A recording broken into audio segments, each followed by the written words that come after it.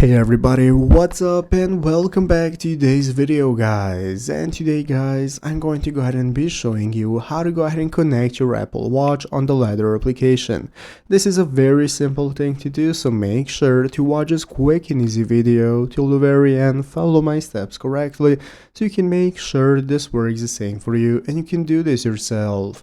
But yeah guys, let's get straight into it. So the first thing we want to do is to go ahead and open up the official Ladder application if you have not already. So if you do not already have it downloaded, what you want to do is go ahead and open up the App Store on your mobile phone, open up the App Store, search for Ladder, find the application and install it. So after installing and opening it up, this is going to be the home page you're greeted by. From this main page, we can get started with accessing all our workouts and choosing the theme we want to be a part of right here in the theme section. So basically, once you choose your theme, whose workouts you want to follow, we can access them right here on the main page. So let's go and take a look at how to connect our Apple Watch. So to connect your Apple Watch to the Ladder application, you want to ensure you have the application downloaded both on your iPhone and your watch. So once you've gotten that ready, make sure you have downloaded on both platforms. You're going to start the Ladder application on your watch first. So go ahead and open it up on your watch before opening it up on your mobile phone. Then you're going to initiate and pair your workout from your iPhone to track heart rate and sync with Apple Health. So once you open it up your watch,